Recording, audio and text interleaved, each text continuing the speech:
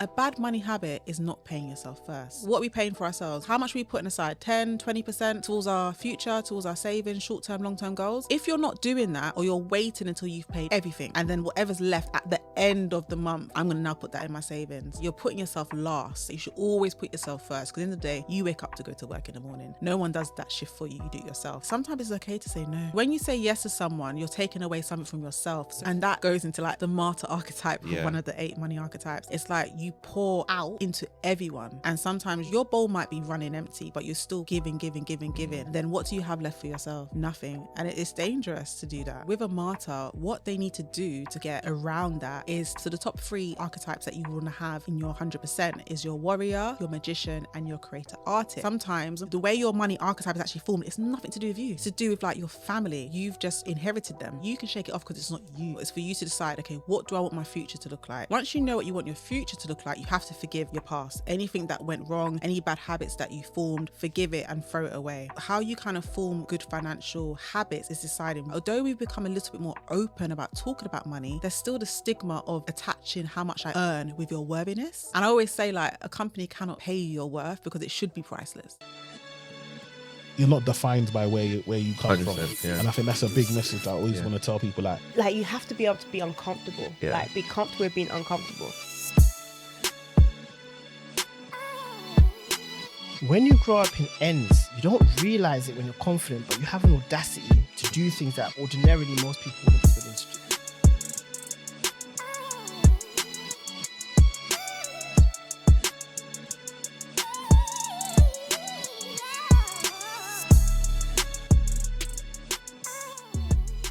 Welcome back to the podcast. We've got a special guest in the building. I'm your host, Atto. Natalie, how are you doing today? I'm doing very fine, thank you. It's a really beautiful day outside today, so I'm really happy. Yeah, I know. You know what? I'm amazed because I was telling you offline, I actually got back from Turkey yesterday and the weather wasn't great. They're leaving, it was raining. So it's funny coming back to the UK and you're like, rah, like the weather's mad. Yeah. So how's your week been for you? My week has been good. So I don't live in London, but I've been back and forth already this week to London. Went to the House of Lords, which was really, really cool. To talk about the gender investment gap. It was like a private breakfast. And it was really good just to be, around those change makers of personal finance and really have these important conversations. So it's been a good week talking about finance and all the great things. So I love that for me. Yeah, hopefully we can do a bit more. We can obviously, do a bit more of change making ourselves as well in this conversation. But you're absolutely right. I think like you said, the gender investment gap, and I think we'll talk a little bit about that, is quite huge actually at the moment, right? And I'll ask you a little bit more about why you think that is, in terms of, why do you feel like women are not investing? Sure. Although I think statistically, apparently they are we're better investors. Yes, exactly. That's what I've heard. So why are we not investing? So why not, right? Why are you not making a bank? Exactly. So yeah, that would be a good conversation for us to have a little bit later. So before that, who is Natalie? Oh, such a loaded question. So who is Natalie? So I am a money mindset expert, some will call me, or a certified money coach. I go under many titles, but I think the one that I like the most is coach, because what I do is helping women have a better relationship with their finances through mindset. So the core, the why do you have this relationship with money? Why do you struggle to save? Always looking at the why. Yeah. And then once I do the why, then I look into the how. So yeah, I would call myself a money mindset coach. I mean, what other titles can you throw at me these days? A lecturer. Yes, as well, a lecturer. That's big. Yeah. I love giving back where I can, and especially for the next generation coming up, empowering them for the workforce and for their own personal finance journey, and overall fun person to be around. I like to put that on my title too. Yeah, I bring the vibes. Yeah, I bring the vibes. I love that. All right, so let's talk a bit about your story. I guess, where are your parents from? The Caribbean. They're from Jamaica. Okay, have you been to Jamaica recently? I have been twice. Yeah, I've been twice. The last time I went was just before the pandemic. Okay, so 2019, and it was the first time going as an adult without my parents, with my friends who are also from Jamaica too. So it was a really coming of age. You can call it a coming of age kind of destination holiday, because it was just nice to be without family and seeing a different side of Jamaica through your own adult lens. So yeah, I really enjoyed that. I love that. So where were you born? UK, I'm I assuming? was born in the UK. I was born in London. Okay. What parts of London? Southeast. Big up my Southeast, massive. Big up Southeast. Yeah. We love Southeast. What was it like for you? Like obviously growing up in Southeast. Like I guess what were some of the things that you learned? Well, I think a lot of my learning. I can't answer this without mentioning my twin sister because I have a twin sister. So it's very different. Like growing up on your own than growing up with like siblings. So a lot of my experience is with her, and I think growing up we always were like close-knit family. So we had a great childhood. My sister and I were the youngest as well out of all the children. And yeah, it was just a really loving family, brought up in a Christian family with parents. Although we didn't all like live very close to each other, we were always with each other. So like cousins and stuff. I'm very much close to my dad's side even more. So my dad's very tight-knit family. And yeah, I think that kind of stemmed into everything I do, like the nurturing side of me and wanting to look out for other people and just make sure they have a great start, because I had a great start. Not everyone has a great start. So it's like, how can I help others, you know? So yeah, family life was great. All good memories. I've been on camera since I was four. Four until the age of 21.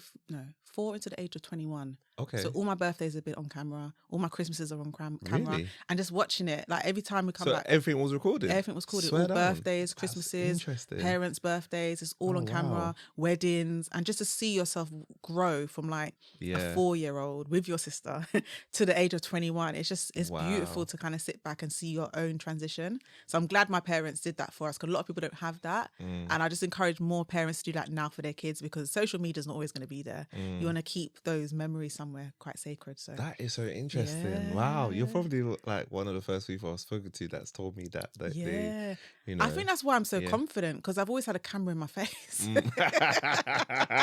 I'm not afraid. I'm not afraid. I was very like, just watching myself grow up, I was very like confident, outspoken, sometimes a bit cheeky, but it really prepped me for like the stuff that I do now, like talking to people, like speaking in rooms where there's a lot of people, you know, and just that really prepared me without even knowing it. So it's crazy what like confidence, like giving your child confidence from a young age, what that can do for them in the futures. I think it's very important.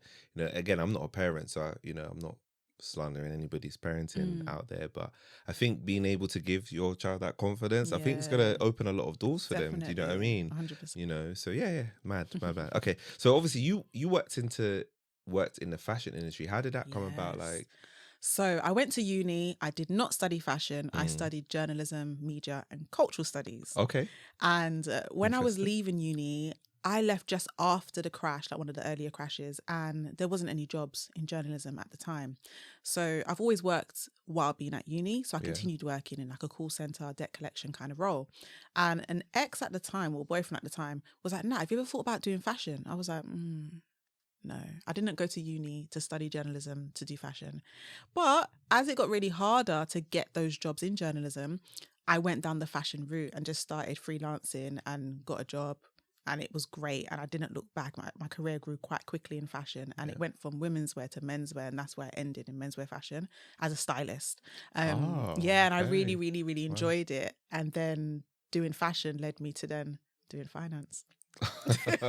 Wait, hold on. So you were a stylist. So wait, stylist is in for men. Yes. Was it for like models or? So working with models for like high luxury brands. Okay. So I've done Harrods, I've done Selfridges, I've done Mr. Porter, Netta Porter.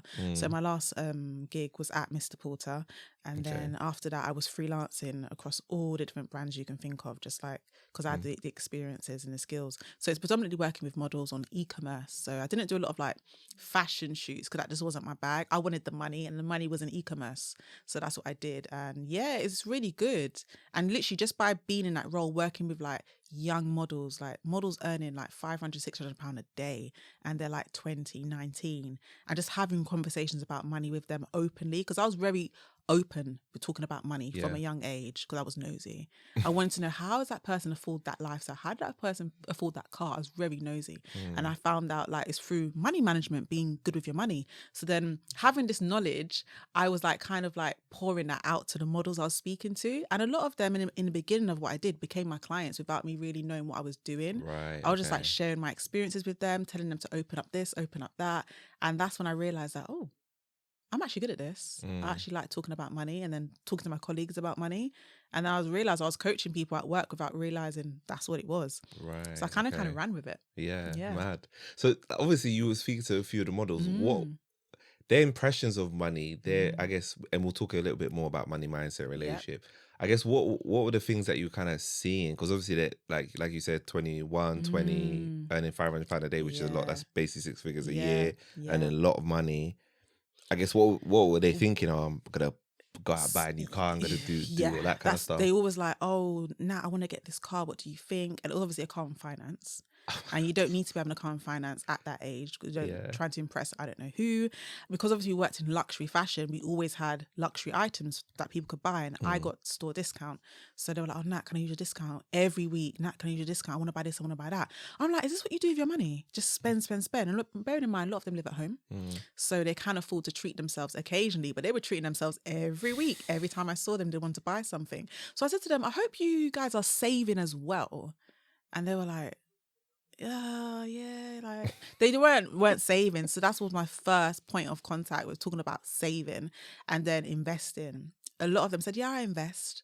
And I said, what do you invest in? They're like, oh, crypto, this. And I was like, oh, so you're gambling and you don't know what you're doing. So it was kind of just having that hard conversation, like, where do you want to be in 5 years? What is it that you want? How are you going to get there? And they're like, I didn't even think of it like that. And then just having those nice conversations and just kind of being like, this is what I think you should do with your money. I mean, I'm not a financial advisor, but it was almost like looking at them like a brother. Like if my brother was younger than me, this is what I would say to him. I've got like nieces, I've got nephews their age. I'm like, this is what I'd say to my nephew. So this is what I say to you. And some of them will take it, some of them wouldn't. But the ones that did, they're laughing now. Yeah, because they started young and they just put a little bit each month and leave it alone. Exactly. So, yeah, it's crazy because it's so funny. People have so much passion for spending, but when you ask them to invest in and saving, like their tone goes low, like no passion for it. Like, no, how am I doing that for? And I'm like, but if you want certain things, like if you want to reach a certain goal, you've got to save up for it. But again, with models, because they earn so much money, they just see it as, oh, that's fine, on my next paycheck.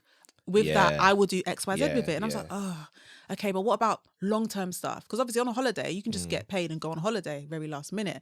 But what if you're trying to save up for a property? You want to get on a property ladder. You can't do that with one paycheck. So it's like putting something aside. It doesn't have to be a lot, but put something aside and do it regularly and you'll get to your goal. Yeah, I completely agree. Because with modeling, I don't know much about the fashion industry. I know the fashion industry is fast. Modeling, I don't really know. I don't know how fast that is, and if turnover, if they're just looking for a new model every year, and what it's like. But I guess obviously you're enjoying it. Why did you decide to become like, a certified money coach? It was hard because I really do love fashion, even to this day. But I found that there's other ways to express my love for fashion. I don't have to work in the industry. So because I found that I was really good at just talking openly to people about their finances, and people saying to me, Nat, do you do this on the side? Or like, can I speak to you? I'll pay you. Like, I want to hear more. That's when a light bulb went off and thought, actually, I do have a passion for this. I'm good at it and I can make money from it. So it started off as me just doing it on the side whilst working full-time in fashion. And obviously I really enjoyed it. And then a lot of the time I noticed that it was mainly from my experiences. So, and I thought, there's only so far I can get with experience, like talking about my experience. And then the pandemic happened. Okay. And then I was on Instagram talking about, it was an empowerment page. That's how it started. Hence the name Natalie Scott Empowers. It was an empowerment page talking about like self-motivation, all of that.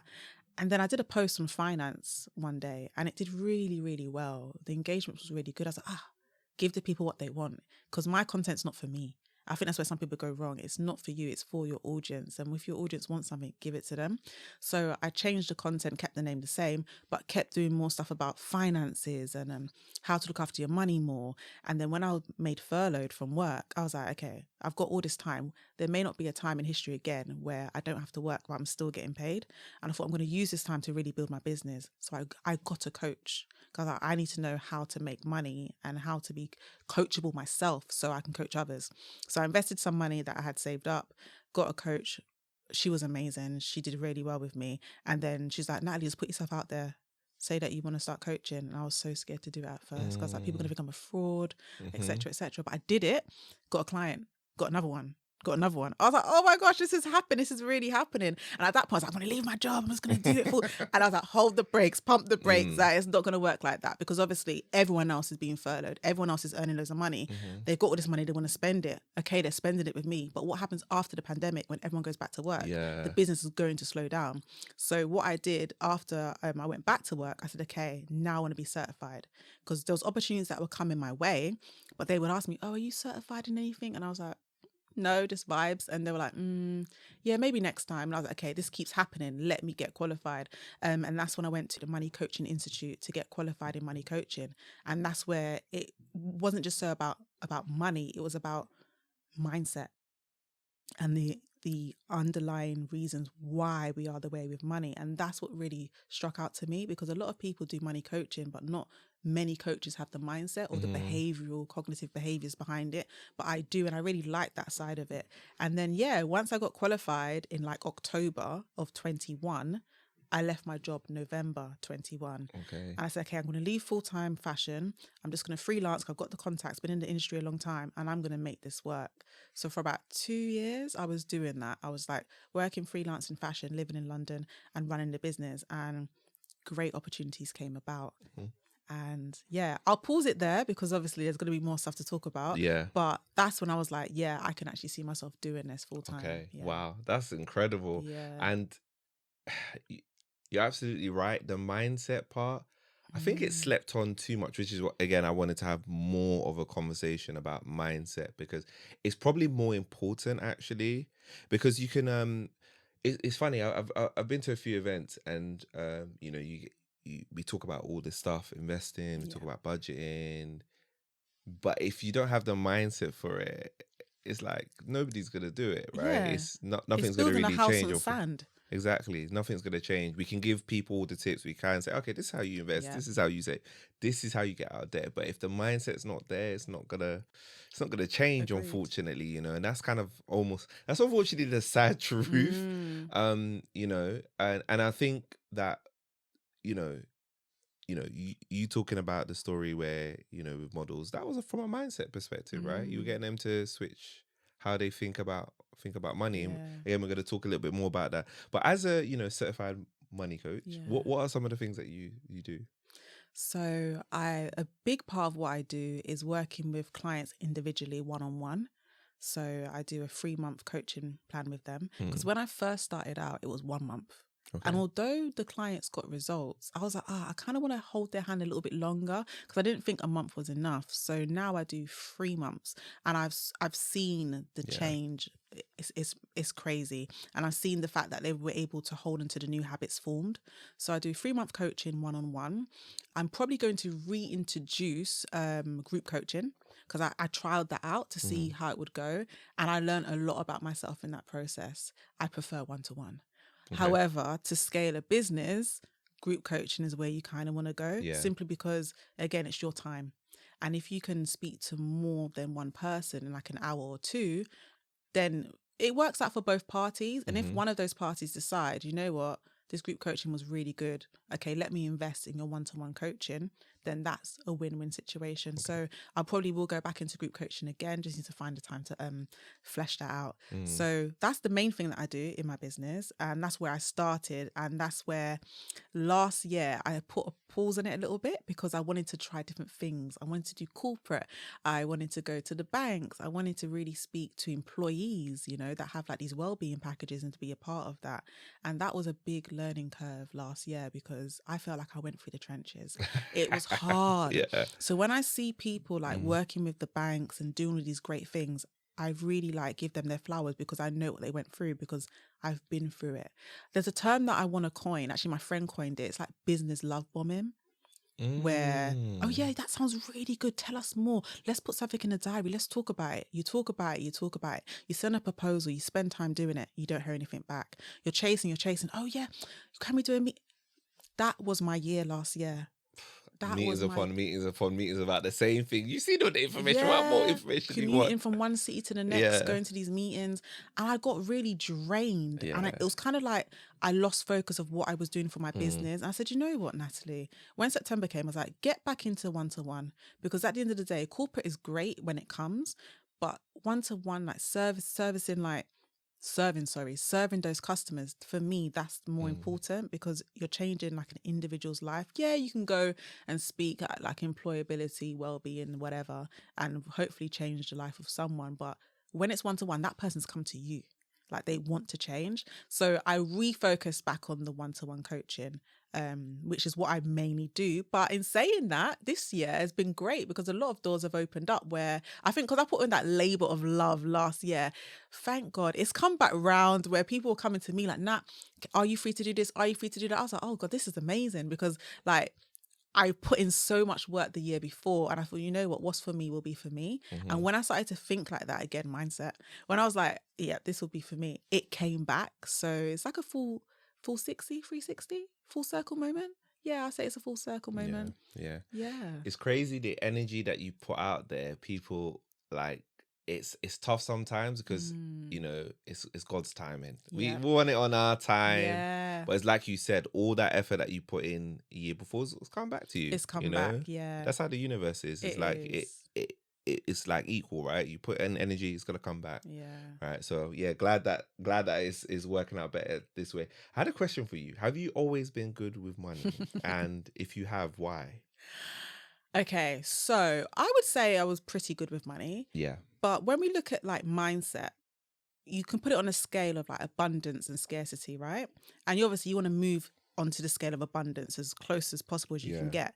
So for me, growing up, I was a great saver, but the danger in that, I became a money hoarder, which is scarcity. It's on the scale of scarcity. When I tell people, oh, I was a money hoarder, they're like, that's amazing. Like, you had so much money. I said, no, it's not. Because although I was able to like amass a lot of money and save money, I wasn't spending it because I was scared it wouldn't come back. So that was my childhood. Like, I was very much encouraged by my parents to save. My mum, I remember being 11 years old and opening up a savings account with like Nationwide. I remember having my book and I remember getting excited. Like, every time I'd go there, they'll stamp it and I could see it adding up. And that became like a craze for me. So I'd always put money in it and I'd just see it adding and adding, and I wouldn't take money out. And I was like, something's wrong. In hindsight, I look back, something was wrong because I wasn't spending. And my dad, he's a bit of both. He's a saver and a spender. Yeah. And he's always like, anything he's ever wanted, he's gotten. And I've seen that. And I was like, oh, okay, this is great. But I wasn't spending. So I had issues with that. And I had to really sit down with myself and be like, where did it come from? And the only time I started to see a change for the better was when I entered the workforce. When I was 16, when I started to see how other people spent their paycheck, because I was saving, man, I wasn't spending. I lived at home. What did I need to buy? Nothing. And they were like, oh, Nat, we're going to go to like the pub. I was like, the pub? I don't know what that is. Listen, I grew up in a Caribbean household. We don't do the pub. Like, it was a new thing for me. But to integrate, you go to the pub, you sit down, and people were buying rounds. And I was like, I'm not buying a drink for nobody. I was like, this is my money. Yeah. I was like, this is my money. But then they would say to me, Nat, what do you do with your money? I was like, I save it. What do you do with yours? I was like, well, we save it too, but then we have some money to enjoy. And the enjoyment part was missing from my life. And then it was only till working with other people, seeing how they spent their money, it encouraged me to change mine. And then I got into the habit of, when I got paid, paying myself first, saving money first, and then, okay, you've got this bit of money, has your fun money. And that's when I started creating that habit, which got me out of being a money hoarder and being someone that's fairly good with money. Okay, I like that. So you had a 360 moment as well. And it's good because you were able to recognize that, like you say, that being a money hoarder was like a negative thing. Yeah. So to balance it, because again, like, this is the thing, right? When we talk about it's like extremes. Yes. Saving, if you're an extreme saver, it's not great because we got to... The money's there to be spent. Yeah. Right? Do you know what I mean? If you're 100%. Living really poor quality of life, but you got a lot of money in the bank, is that really... It doesn't make sense. It doesn't. And I realised that. But I think for me, because I was living at home, I just thought like, well, I don't need to spend anything. And I'll have moments where, because I wasn't spending, I'll just go on a binge, like an impulsive binge. Okay. And then I'd feel like physically sick afterwards. I was like, why did I do that? And it's because you're depriving yourself from spending, that you just had a blitz moment where you just spent, and then now you feel sick about it. So then that coupled with the advice from my work colleagues, and then me thinking, okay, maybe I do need to balance it out. And then, it's been great ever since, actually. Yeah.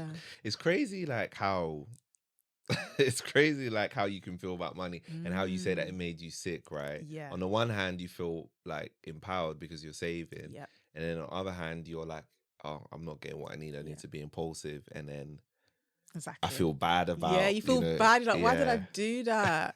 It's bad. And again, it's like, it's your childhood. What did you hear growing up from your parents? I mean, money wasn't a thing that was spoken in my household. Okay. I didn't really hear my parents argue about money, stress about money. I think it's only when I got older that I heard those conversations, and that's where I butted in, because now I know what I know.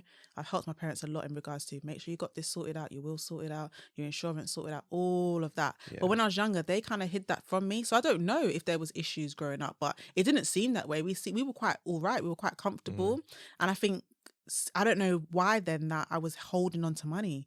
Like I was scared it wasn't going to come back. I feel like that was made up from the top of my head. Okay. Because there was no experience of money being hard. I don't know. You just think that it's just something that you, and because I saw my dad always get what he wanted, I was like, okay, he was a good saver. But he spent his money when the time was to spend it. But I wasn't spending. So even to this day, I still kind of look back and be like, where did that nasty habit come from? I don't know. Talking about habits, right? So again, when we spoke, you talked about the importance of good foundational money habits. I guess, how do you find out what your foundational money habits are? Like, you find out what yours are. How do other people find out?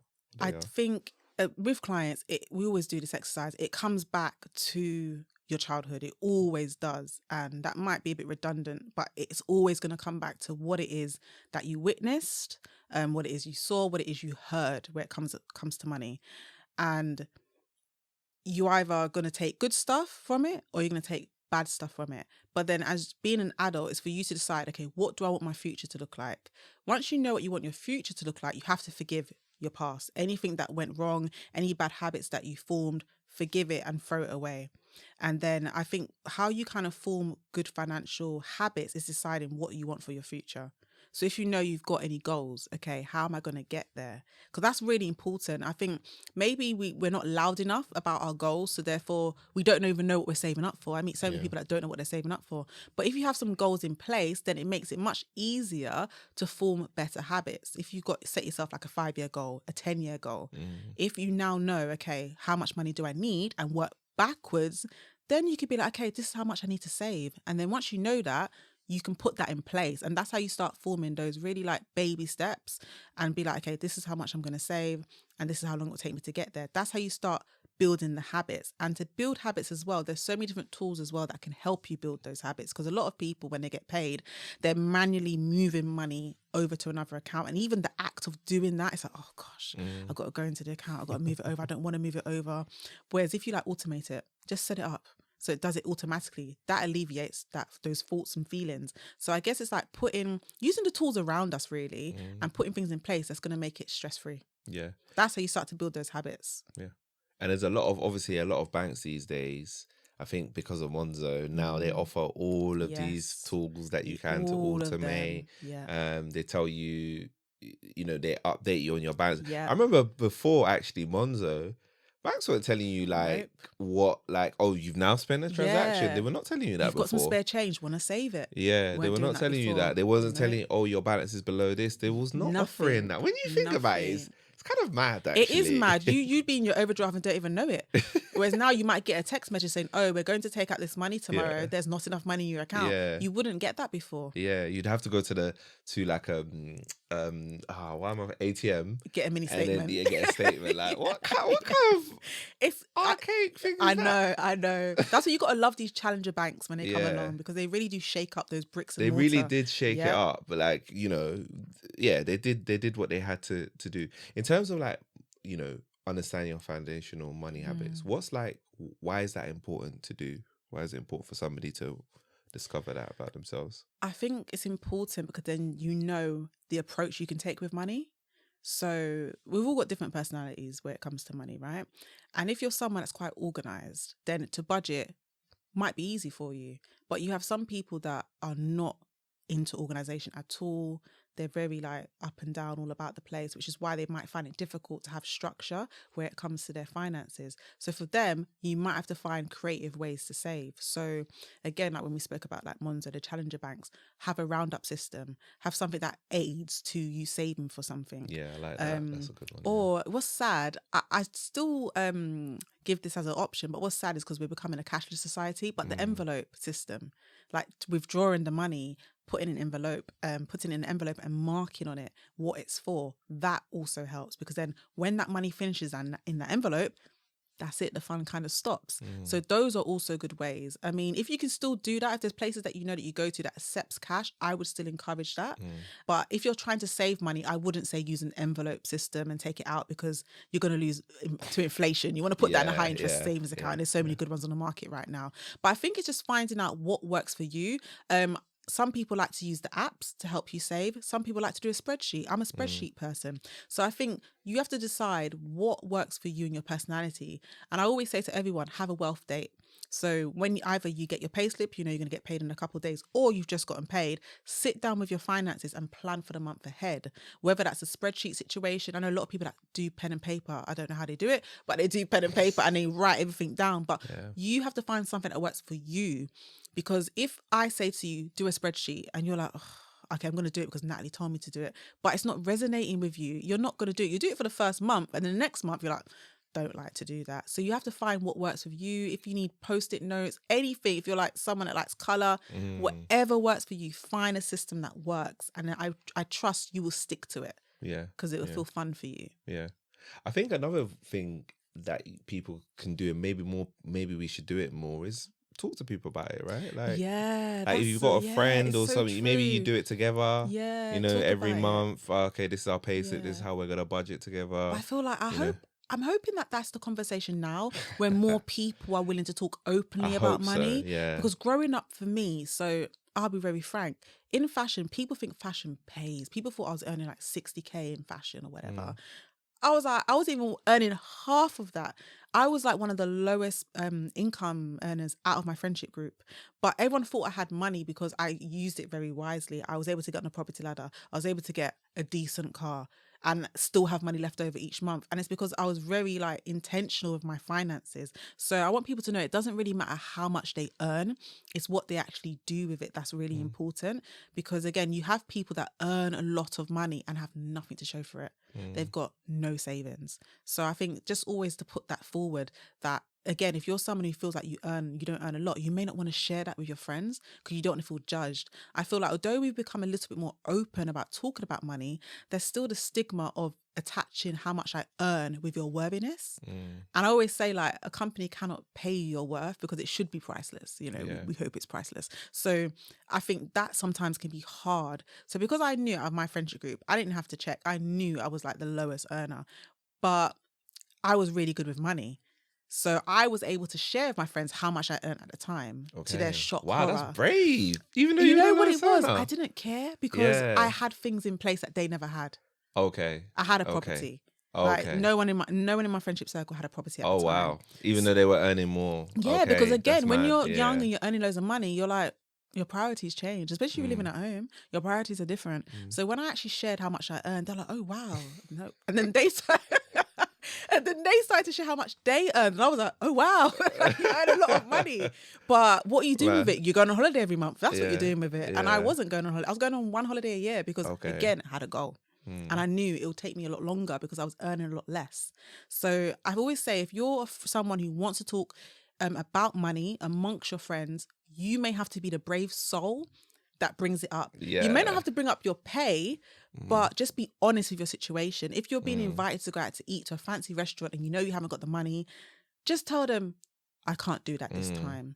You know, you can be very clever with the vernacular that you use. Like, you know, I've reached my budget for the month, or, you know, I've reached my quota for dining out this month. Whatever you have to say, however you have to fashion it up, say it and stick to your guns. Because then you start to know when your friends are going to certain places, okay, they might earn more money than me, so they can do that, but I'm not. there. So just literally bringing it up like that. You have to be the brave soul, unfortunately. I think it's sensible advice. And it, to be honest, the truth of the matter is like you have to take care of yourself at times, right? If you put yourself into debt and then it gets a point where you're like, oh my God, like I feel so bad, I'm in debt. And then you don't want to talk to anybody about it, and you're lonely about it. You've got, it is tough, it is, but I think the more transparent, if people are going to shame you, if your friends are going to shame you for maybe not being in the best financial, then maybe you have to question if they're good friends. Right. That's the truth, right? Because they should be supportive. I think friends should always be supportive, 100%. no matter how much you earn. Like you say, the amount you earn doesn't equal your value to anything. Very that's true. just let's say that's from a business perspective. Yeah. That's not your human value. Yeah, exactly. So I think it's such an interesting thing. I think we need to normalize more of those conversations. I do. The funny thing is, I have not mentioned this on the podcast. I had a conversation with all my like some of my friends, and we were all having this conversation about money and expectations on men, and how it can be stressful, and worrying about this and worrying about that. And I was very happy that we were having this conversation, because it's like sometimes you can feel lonely. Sometimes it's like, oh, am I the only one going through this? Am I the only one thinking about this? It's like, no, we're all thinking about this. We're all worrying about it. So it's nice to know that you can have that support. So I like you said, I encourage people being transparent about this stuff. And I like the fact that you're able to speak openly with your friends about that as well. Because I feel like women, we love talking, right? And we can come together and we can talk about everything. And I think slowly the money conversation's coming in. But with men, I don't see a lot of men like coming together to talk about money unless it's to celebrate. So I think to be vulnerable, like if you can't be vulnerable with your homeboys, like who you going to be vulnerable with? Like even with my friends, we're planning a girls trip next year. And I'm a planner, so I was like, let's do it a year in advance. And that's me. we are having like really tough conversations now, because we're talking about budget. We're talking about what's everyone's budget and where does everyone want to go? How long? Are we doing bed and breakfast, or are we doing all inclusive? Because everyone has a different value of their holiday. Everyone wants something out of their holiday. Some people are like, oh, I want all inclusive because if I'm going there for a week and I'm spending X amount, I want all my money's worth. Whereas I might be like, I want bed and breakfast because I want to be outside enjoying myself and eating local cuisine. So it literally just depends. You have to have those tough conversations so there's no arguments on holiday. You have to have those tough conversations to be like, okay, what's everyone's budget and how many I'm probably going to go on 1 or 2 holidays next year. Some of my friends are going on multiple. So again, I might have more money to spend on that holiday than my friends, but you want to make sure that you're all able to have fun. So even stuff like that, you have to have those you have to talk about money. Because if you don't talk about it and you leave it to the side, it's going to come up in the ugliest way, like when you're on holiday with your friends. And it's not fun, and it creates issues. And exactly. It's just get out there, put it on the table. Look, this is my budget. My budget is 200. Calm, okay, we can all do 200. Exactly. Done. Yeah. Sorted. Definitely. Do you know what I mean? And when you do it that way, the weight is off your shoulders. Like, oh, I'm not worried. I can afford this. I can do it. That is in my budget. You know. Important. So important. It's crazy because I never even really thought about the holiday thing, and it comes up when you get older, when you need to do like bridal stuff for people's weddings. All of that. That's where it's almost like unavoidable, because it's like, okay, I need to show up for this person.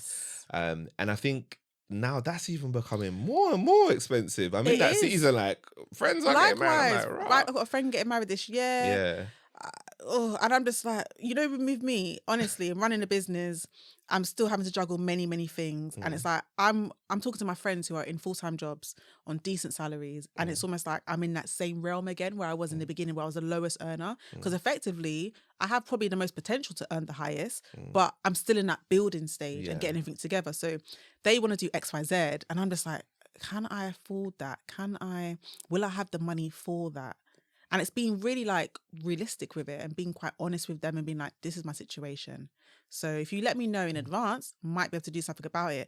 But if you're letting me know last minute, like a month before, might be an issue. We go to Vegas a month before. Well, usually with weddings, you get that year in advance, don't you? So I've gotten my year in advance invite for my friend's wedding. I'm okay, cool. Every month, I'm putting something aside. I've got a fund with her name on it, and it's for her wedding. Every month I'm putting money aside, and I've been doing that since I found out last August. And with that, it just alleviates the stress, knowing that, okay, there's shoes, hair, there's hotels, everything's in there. So I feel like it's not hard. And again, it could be the fact that I'm quite a great organizer. Yeah. But if you're not a great organizer, you might have to become one. Because how are you going to afford these different things that are going to come up if you haven't started like putting money aside for it? Yeah, 100%. It's Definitely. so important. It's so important. So I hope all of you've heard this. Speak to your friends about money. Yes. Gotta do it. So let's talk about like examples of bad money habits and I guess the impact that they can have on your finances. Okay, so one of my big ones, and this is kind of where I started on my social media journey when I started the page, it was all about pay yourself first. I was the queen every month, pay yourself first. A bad money habit is not paying yourself first. So what is paying yourself first? When you get paid, you know, your taxes come out of it, so you just get what you get. Okay, what are we paying for ourselves? How much are we putting aside? 10, 20% towards our future, towards our savings, short-term, long-term goals? If you're not doing that, or you're waiting until you've paid everything, and then whatever's left at the end of the month, I'm going to now put that in my savings. Where do you see yourself? It's where you see yourself in your life, right? And you're putting yourself last. It does run a bit deep. Many people don't notice it, but when you start talking to them and like looking at like the depths of it, you realize that it's where you see yourself. And it's like you should always put yourself first, because in the day, you wake up to go to work in the morning. No one does that shift for you. You do it yourself. So bad habits, not paying yourself first, not having goals. I don't know how anyone is going to be able to save for anything if they haven't got a goal, because then you're just saving aimlessly. And then this is the problem where you hear people say, oh, I've dipped into my savings again. That money that you're saving, what is it actually for? I don't know. It's just savings, isn't it? That's the problem, because you haven't got a goal, and that's why you always dip into it. Further to that, if you had a goal, you probably wouldn't have it in an easy accessible account. It'll be locked away somewhere. It wouldn't be attached to your main bank account. It'll be on a bank account that you don't even know. You don't have a card for it. So it's like you have to create those habits. Another bad money habit would be spending frivolously. Like how can I put it? I always say have a fun fund. It's like a new thing that's been around for a couple of years. People have been talking about it. Like put money away to have fun. If you like to go out to eat, put some money aside for that. And this is why I say sit down with your finances once a month so you can plan ahead for that. That way, when things come up, you've got the money. Once it starts to go low, maybe below 50 quid, you might have to stop until the next payday. But it's putting those things in place and knowing that you're okay with it. But if you haven't got like a goal, you haven't got things put in place for when you want to do things, then you're going to always spiral out. You might start racking up debt because you want to be there. Fear of missing out is a big thing in this generation. And it's like, sometimes it's okay to say no. 100%. A lot of people find it difficult to say no. 100%. And we're going to talk about the power of saying no in a little bit as well. We can delve into that. Yeah, a lot of people do. I do agree with that. I like those bad money habits, especially like, paying yourself last. It's like you say, like, do you see yourself last, right? Do you do everything else for everybody else and then you're not doing anything for yourself? And that goes into like the martyr. Yeah. The martyr archetype, one of the 8 money archetypes. It's like you pour out into everyone. And sometimes your bowl might be running empty, but you're still giving. And then what do you have left for yourself? Yeah. Nothing. And it's dangerous to do that. It's not good. Yeah. So let's stay on the archetypes then, right? Because obviously you sent me a quiz to do a money quiz. So you just mentioned one, a martyr archetype. So there's 8 archetypes, There's 8 money archetypes, right? We can actually run through my one, right? Yes, so my one, right? So I had positive archetypes, right? So I was the 3 positives. My highest was warrior, magician, and martyr. So I'm a bit. I've got a little bit of negative there. Just a little. I'm 42% martyr, 67% warrior, and 62% magician. Right. And then where did your creator artist come in? My creator artist was 34%. So right behind your martyr. Then. Yeah. So okay. So let's talk a little bit about the martyr one, right? Okay. So talk about that archetype. Yes. So we said that we'll talk about 3 archetypes. Yes. I want to talk about martyr, innocent, and warrior. Because warriors, you said was the most positive, right? Yeah. Okay, cool. So if you talk about those ones, a lot of my clientele are women, and a lot of them will have martyr in it.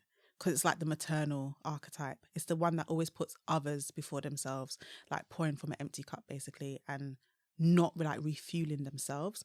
So with a martyr, what they need to do to kind of get around that is to think, okay, I can put people like not first. I can help others, but how I can do it with an open heart is to help myself first. Because what happens a lot of time with a martyr, they'll give and give and give until they're drained, and then wonder why no one's giving to them. But no one can give to you. You have to give to yourself. And once you start giving to yourself, then that's not a problem. You can give to others. So a martyr has to kind of like, it's hard. It's very hard. But with a martyr, they have to be like, okay, think before I give to someone, am I okay? If I'm okay, I can give. If I'm not okay, I have to learn to say no. So that's martyr. Very, very popular amongst mothers because, they're always putting everyone first. Yeah. God bless them. But God bless them martyr. Indeed, And then innocence. So innocence is an archetype that most people will start with in their lives. So not most adults, maybe some of them might have innocence and they're still holding on to like childhood trauma, but it's very... relevant where it comes to children. We'll all start off with the innocent archetype because we're helpless. We're children. We can't do anything for ourselves, right? Yeah. So we will rely on our families to help us out. That is normal. But if you're an adult and you've got a lot of innocence showing up as an archetype, that shows that you haven't like cut the umbilical cord. You're still attached to the getting help from others. Sometimes you feel helpless with your finances. You feel almost like innocence and victim is quite similar with their archetypes because they do go hand in hand. So you kind of feel like, oh, it's not my fault. I wasn't taught X, Y, Z. A lot of people that moan about I wasn't taught it in school. It's not my fault. But okay, you're an adult. You can do something about it. So when you're still...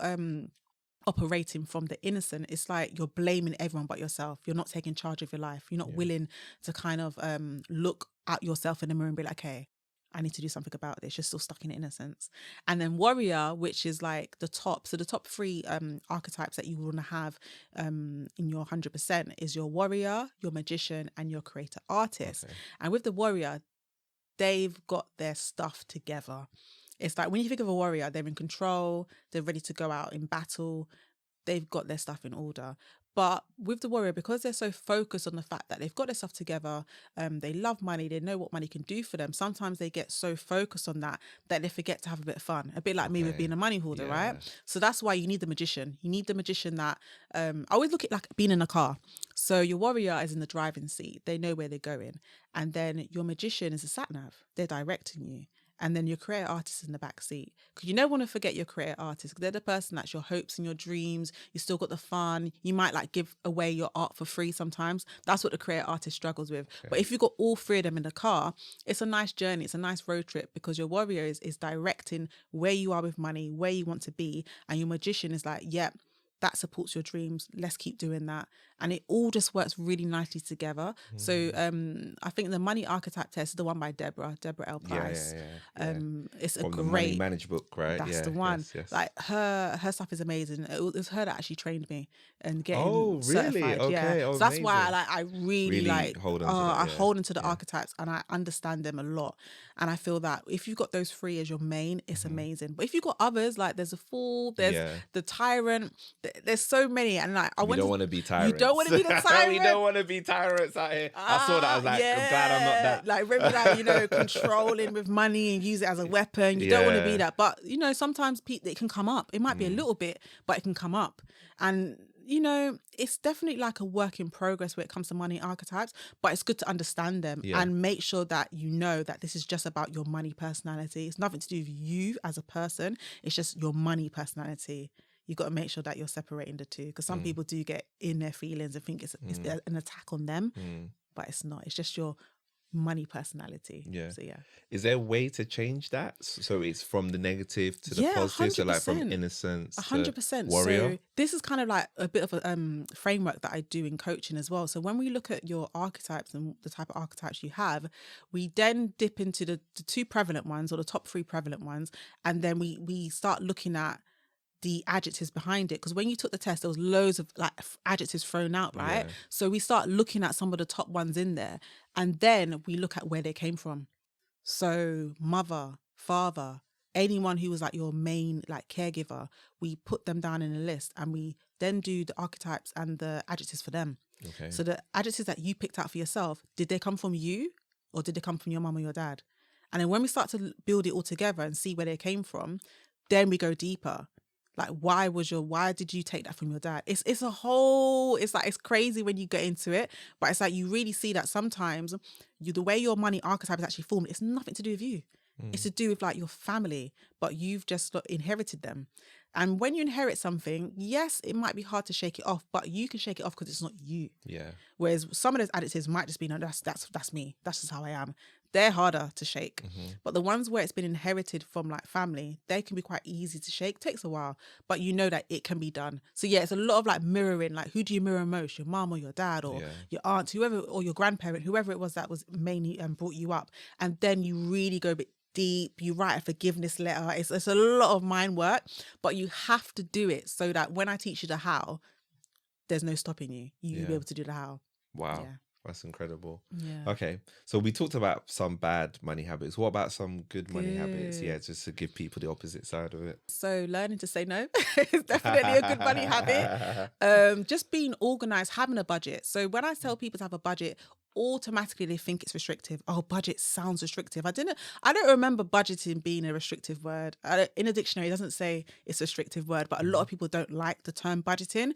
So just change it. Just quit a spending plan, because that is what That's it is. true. Just Yeah, change if you don't like the sound of it, change Yeah. it. Because the reason why I feel like a budget can sound restrictive is because it's not taking care of your wants and needs. Like, everyone has a budget. Oh, my needs, like, okay, rent, mortgage, light bill, all of that. Okay, what about your wants? Oh, I forgot about that. What do I want to do this month? And that's the problem. You need to make sure that you're including that in your budget, paying yourself first, because that's a want, and then it doesn't feel restrictive. It feels like your budget / spending plan is quite wholesome. So a good money habit is to make sure you have a budget or spending plan. Okay. And then I would say trying to stick to it as best as you can. Yeah. Not always easier said than done, but that's forming a good money habit. And just like what I do as well with my finances, that I tell a lot of people to do if they can, it's just separate your finances. That is a good money habit. If you've got just one bank account, all your money comes into account A, all your money leaves account A, then what is going on? It's a muddle. You should really separate your money. I say the money that comes into account A, make that account where all your bills come out. But then all your other stuff, like your savings, your short-term savings, have another account for that. Have it with a different bank if you want. Because you know, when you go into your app, you just see all the different accounts that you've got with that one bank. It could be tempting. This is where people dip in. But if you've got it out of sight somewhere else and it's set up, automated every month, you don't need to worry about it. So I think separating your finances is such a game changer, and it really does create really good habits. Another thing would be clearing debt if you have it. Okay. Like, and this is another thing. So people always ask me, can I clear debt and still save? Yes, you can. I'm a firm believer of doing both. I personally, I'm not going to be slaving away, clearing down a balance and not being able to save, because what's going to happen is once you get down to that balance, it's clearing. You've cleared it now, and you almost feel like you're back at square one because you've cleared it and now you've got no money. You've got no savings. So then if something comes up, oh, are we going back into the credit card? So it's about being able to do both. If your balance has got a high interest rate on top of it, okay, just pay more.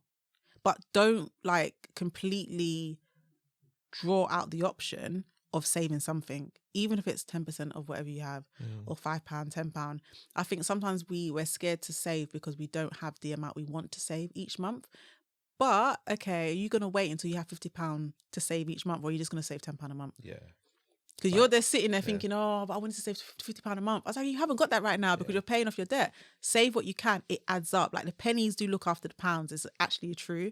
So I think that's a really good money habit, just starting with what you have. And another one is having an emergency fund, or at least building one. People are like, oh, how much money should I have? I said, I don't know your circumstances. It depends. What does your expenses look like? If you were unemployed for like 2 months, would you be okay? And a lot of people just look me dead in the eye when I answer that question. It's because, okay, you start putting something aside, even if it's £1,000 to start off with, and then building on that. It's just building good habits. And I think all of that is being good with money. It's like having a good start with money. But again, I always go back to the mindset of it, is that, again, I can tell you all these things, how to be good with money, what to do. But if you haven't looked at the mindset, you haven't looked at the history as why you are the way you are with money. Because let's be real, you've probably tried all these things before, but you've fallen back into, you know, oh gosh, I can't do it, it's too hard. That's a mindset issue, and that's something I'd want to work on first before giving you the tools and resources to go forward. Yeah. So let's staying on that topic of, you know, mindset. Yeah. How is that your mindset with money formed? How is that? So it's formed when you're childhood. Yeah. Definitely. This is Again, what okay. you get. It always comes back to Yeah. that. So habits it's what, and mindset it's formed what then. you've Okay, cool. seen. So for instance, you can come from a family of savers, right? Mm-hmm. But there could be an underlying reason why they save so hard, because they're low income earners, or you've seen a lot of unemployment growing up with your parents. So it's like you could be like, okay, I don't want to be like my parents. I want to make sure that I have money too. So again, you can take the negatives from that, where you become a money hoarder and you don't spend. Yeah. Another thing is you can come from a family that has money and you're just like, oh, this is amazing. And then now you grow up and you're spoiled. Yeah. Because you're like, oh, well, money's always going to come. Someone's always going to bail me out. Again, innocent, victim, money archetypes screaming at you. So therefore, you can be someone that's not good with money because you're just spending it frivolously because you think like you can. Someone's going to bail you out. You'll be fine. But then you also have people that come from low income earners and they're now earning big bucks. And they find it a struggle because they see it as, oh, well, but my parents struggled so much. Why am I not struggling? It's like, no, you don't have to have struggle with your money. You can just be successful with it. But if you've come from a family like working class and now you're moving up the rank and you're earning money, sometimes it can be very hard to disassociate your childhood growing up to where you are now as in adulthood. And another one could be that, growing up, you were told that rich people are mean. Rich people are evil. Like, have you not seen it on the TV? They're all these tycoons, they're crooks and etc. So you now earning money are going to feel very like ashamed about it. You're going to feel guilty about it. And that could actually cause you to be someone who spends a lot because you want to disassociate. When that money comes, oh my gosh, quickly spend it, give it away. I don't want to be that rich person that I was told that's evil or mean, even though you're not evil or mean, because growing up, the amount of stuff we soak up as a child, being told that, oh, these big tycoons, they're wrong, they're evil, they're mean, you're going to innately think that about yourself. So therefore, you're going to want to get this money out of your account as quick as possible. So again, it's very individual, but there's so many different factors. You can have two people that have the same childhood, but have a different response with money. So it literally just depends on the individual, but there's so many different outcomes. Wow. Yeah. That's incredible. So many. So how does somebody go about like working on that? Because that tycoon one is tough and you might not even know that you have that. That one's the hardest one. Yeah. I have clients like that I've been told that, rich people are mean, etc., etc. So they find it difficult now that they're earning all this money and they feel guilty. And, you've got the black tax where like they pay money back home and they don't want to. But again, they feel like I've got all this money, I have to help everyone out. So again, a bit of a martyr there as well. It's like, okay, but what if you haven't got it?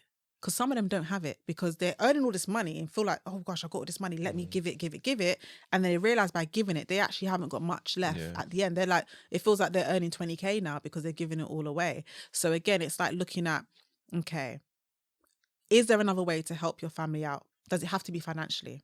Can it be words of wisdom? Yeah. Or, okay, why don't you say, this is how much I can give each month that's comfortable for you? And that way, when you give it to them, it's like you're giving it with like a grateful heart, knowing that I'm still okay. But the problem is when you're giving and you know that, oh gosh, I'm not going to have any money after that. So it's changing that. And again, it's having conversations. Because a lot of us just give the money because we don't want to have that sore conversation with our family, especially if they're not in this country. Like they're like, oh, you're here, the land of milk and honey, and I'm back home. You need to help me out. But are we scared to say that we've got it tough too? Or we're supposed to have it, we're supposed to have it all together. It's literally having those honest conversations to say, okay, it may look like I earn a lot of money, but the cost of living is quite high. Let's see what we can do. Yeah. And it's really difficult. And I think even sometimes I see it within families that are in the UK. So children having to give back to their parents in the UK because they're struggling. And again, having those conversations with them about, okay, what's the future plan here? Have you got a will in place? Like, what if you was to fall sick? Have you got income protection? Like, if you know these things, have these conversations with your parents because they might not know it, And I think that's also important. I think when we start having those open conversations with our family, one, everyone gets along a lot better and you're happy too because now you've passed on some information to your parents that can help them out. Because let's be really honest, if something happens to your parents and they haven't got their stuff together, that's on you to sort out because you're the child. 100%. And I don't want to sort it out. So I have those conversations with my parents to be like, please, and where's all the paperwork so I know where everything is? Let me look over your policy. Like really be helpful because let's be real, when we grew up, our parents looked after us.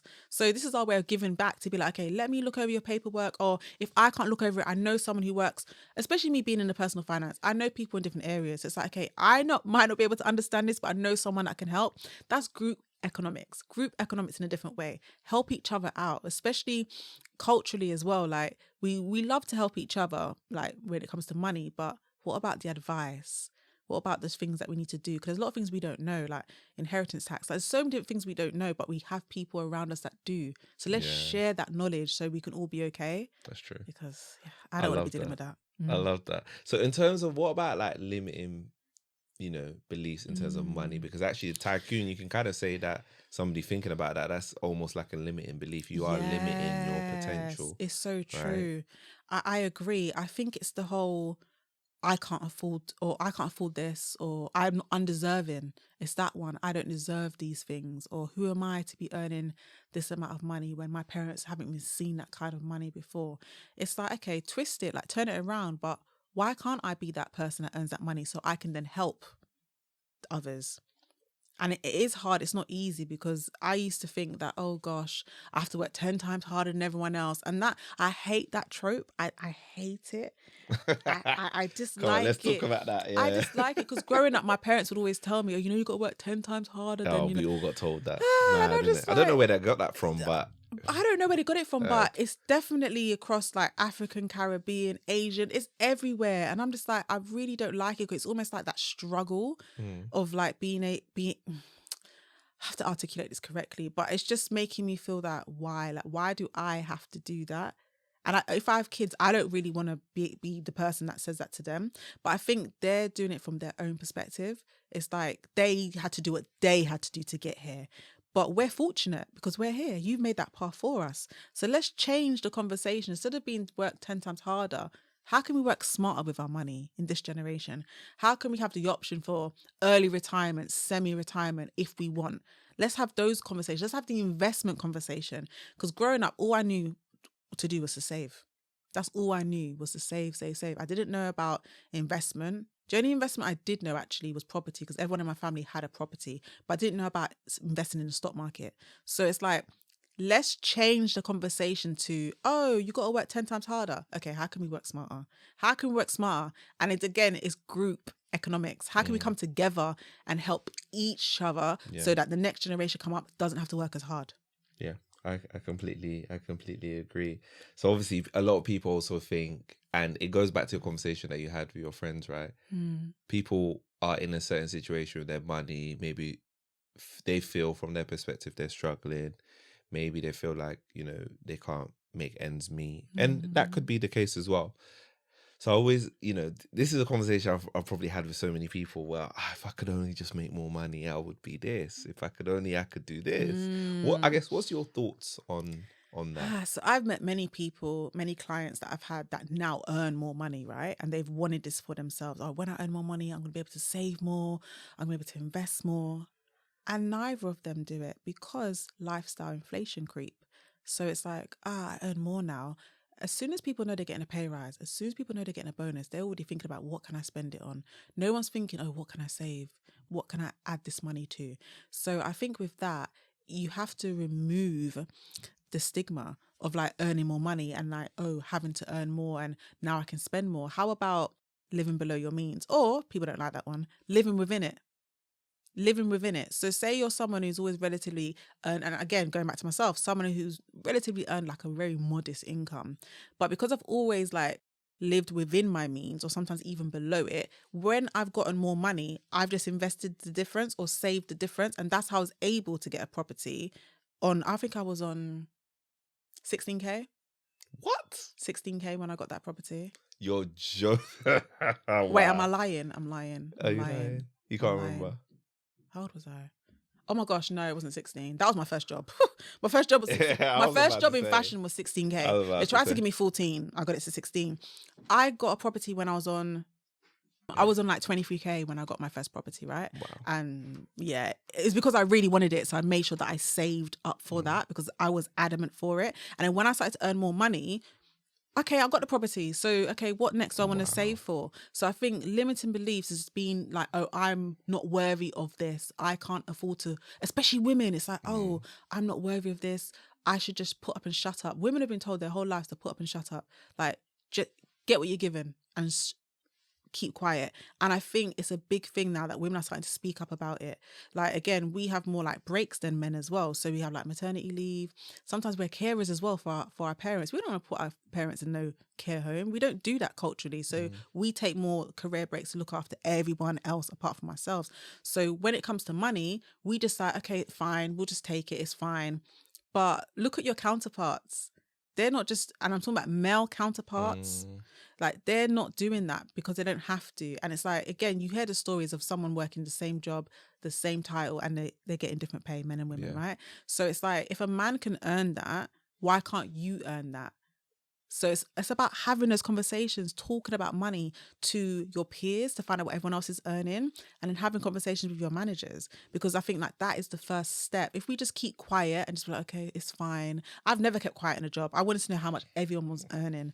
That's how, when my first job, when they tried to offer me 14, I knew the starting was 16 because I already spoke to someone. I was like, you're really trying to play me? So I didn't let them know that I knew, but I was like, oh, I don't think that's the starting. I think the starting 16. Yeah. So it's like being bold and like saying, I'm not having this, and knowing your quote unquote worth in your role and what you bring to things, then you can ask for more. Yeah. I think that's so important. We It's don't about do it having enough. abundance mindset. Yeah, right? 100%. Yeah, and knowing that, especially in entrepreneurship, knowing that, you know, there isn't that glass ceiling and you can really go for what you want. And even when it comes to entrepreneurship and pricing yourself, especially if you're selling a service, not being afraid to be like, this is how much I charge. Yeah. And if you can't afford it, find someone else. Yeah, I completely agree. So we said that we would talk about, you know, the power saying no, right? To not only people, but sometimes yourself. You have to maybe say, no, I can't do this today, right? Yeah. So I guess talk a little bit about that. What impact can, you know, saying no have on your money? It's just setting boundaries. You can call it financial boundaries. Yeah, financial boundaries for yourself, because when you say yes to everything, right, it's not all the time, but most times, if you know it's a no, really, it's a disservice to yourself, number one. Yeah. So when you say yes to someone, you're taking away something from yourself. So for instance, if you're saving up for something and you're like almost at your goal and you haven't got the money to do X, Y, Z, but you've now committed and said yes, okay, so where's that money going to come from? It's going to come from your future that you're saving for. Right? Just for that, you don't want to miss out on anything. So you're going to take from your future to pay for your present. And then you're always going to be in a deficit to that and having to play catch up. I've fallen victim to it myself. I'm not going to lie, I've done it. But now, especially as I've gotten older and I've had so much experiences like working full time, running a business, especially running a business, I know that I can't always afford certain things, or my finances won't stretch to that because I've used it for other things. And it's just putting your foot down and saying, you know what, I can't do that. And I think when you do that, more people will respect you as well. Because again, you're just being a people pleaser, you're being a bit of an empath, and you're not really thinking about yourself. And that's very detrimental when it comes to finances. If you can't put yourself first and you constantly put everyone before you, then you won't have much to show for it at the end. Because you're just literally giving it away. Yeah. I completely agree. So in terms of lessons, what two lessons would you say people should take away from today in terms of from a money mindset and a habit perspective? The two main lessons that you would say that people should really focus on to help them obviously get to a more positive mindset and more positive habits? I think one of the things I would say is to really like understand where your money habits come from. Because once you understand where they come from, then you can start working forward on them. So whether that means, I know, you can take a fun quiz online, or you can actually speak to someone like myself or another coach who deals in that area, just to get an understanding of your finances and your relationship with it, because they'll really be able to break things down for you. And then once they do that, then they can work with you and then look at the hows, like how can you save more money? How can you do this? But you got to be realistic with yourself. So it's really finding out, what is my relationship like with money when it comes to my mindset? Where do these things come from? I think that's number one. You have to be able to understand that, so therefore you can move forward. And I'll say number two, we have to get comfortable talking about money. Number one, like we have to get comfortable talking about money. And that may mean having uncomfortable conversations to get comfortable about it. So I would say have those conversations, whoever you have to have them with, whether it's with your friends, your families, your work colleague, or your managers and bosses. Because if we don't have those conversations, we don't know where we stand. Yeah. We don't know where we stand when we're planning holidays. We don't know where we stand for pay rises, for bonuses, and progression in all different areas of our lives. So I think we have to learn to be confident and be vulnerable and just speak openly. And I promise you, once you open that can of worms and start talking about money, you'll be surprised the amount of people that will follow suit and literally retort back about their issues or their advice with money. And you can really share. And I think that's how we learn, by sharing everything with each other. So I think that's really important, speaking about money and then finding out why you have the relationship that you have with money as well. So yeah, those two. Yeah. I appreciate that. I love that. My final question to you before we talk about obviously how you can help people is, how does someone kind of go about obviously, you know, working on their mindset? What are some of the steps that they can actually take to actually, we obviously said step one was to actually understand what it is, but what's like that next step now that you've understood, okay, I've got this feelings about money? What are like the next steps you can kind of take to keep on progressing? So always like check in with yourself. So I like say money journal is really, really good thing to do. So it's something I get my clients to do, is that now you kind of know where your money mindset is. Okay, those initial thoughts and feelings with money, those initial interactions you have with money, it might sound a bit tedious. You need to write it down. Whether it's on your phone or in the evenings or the mornings, you write something down in your journal. You need to make mention of, how did that make me feel? How did it make me feel spending that money on that coffee, paying that bill? Whatever it is, I know it might sound really tedious, but this is really important, because then you start to understand, okay, this is how money makes me feel. Or when I engage with money, this is the kind of reaction I get. Those are important, because those would lead to more so the individual part of money. So how do you spend? How do you feel when you spend money? How do you feel when you save money? How do you feel when you've reached a goal in your money, in your finances? Those are really important things to do. And I'll say journal them, write it down, and try and keep it up for a couple of weeks. And then what you do is you can look back at it. Because obviously I do this a lot with like when I'm coaching, we do this activity at the beginning of like the month. And then when it comes to the third month and we've like moved on, we look back at it. And it's really interesting how if you really want something to change, you will make it happen. And then you look at where you was in the beginning, you're like, I don't even feel like that towards money anymore. So it's definitely a progression thing.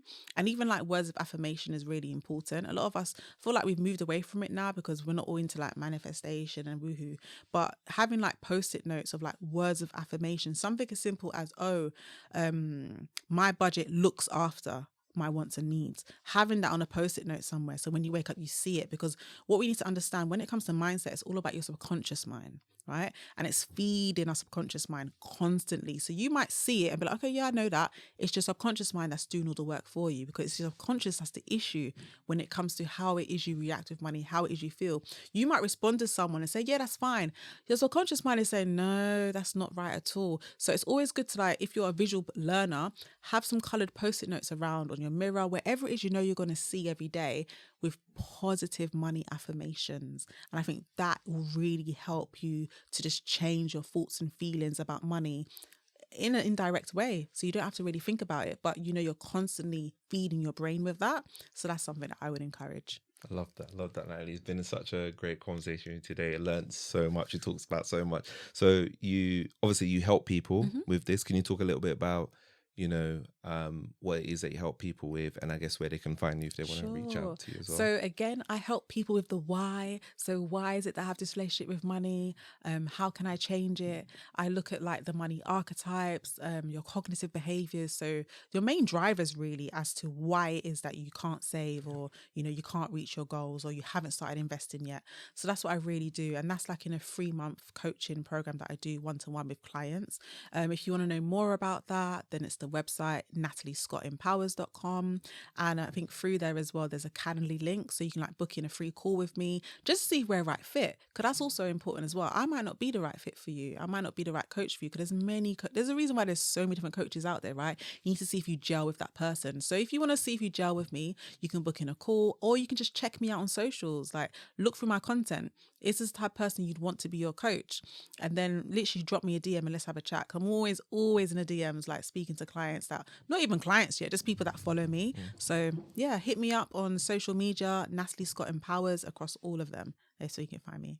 Amazing. Like I said, such a great conversation. I feel like I've even though we talked about my money archetypes, I feel like I've, even some of the habits and even some of the goals I'm questioning, actually, let me go back and revisit that. Because it's like, you're right. I think it's something that you have to consistently do. So really appreciate you, sharing all your wisdom. Definitely want to do a part 2, because I feel like this is a conversation that we can definitely open up a bit more. Do you have any final words for the watchers and listeners? Oh, I think my final words will be changing your mindset. It doesn't happen overnight, because a lot of people think they're going to get really quick results. So don't be so hard on yourself, like, as you're going through the change, and the change will be uncomfortable. There's things that you'll be told to do that you don't want to do, but I promise you, if you just keep at it and follow the strategies, you will come out of the other end shining. And one last thing is, please pay yourself first. Pay yourself first, please. Thank you. So important. That is one of the key things. Pay yourself first. Thank you so much, Natalie. You're welcome. Thank you so much Thanks for tuning into this episode of the podcast. Appreciate you, and we'll see you next week's episode.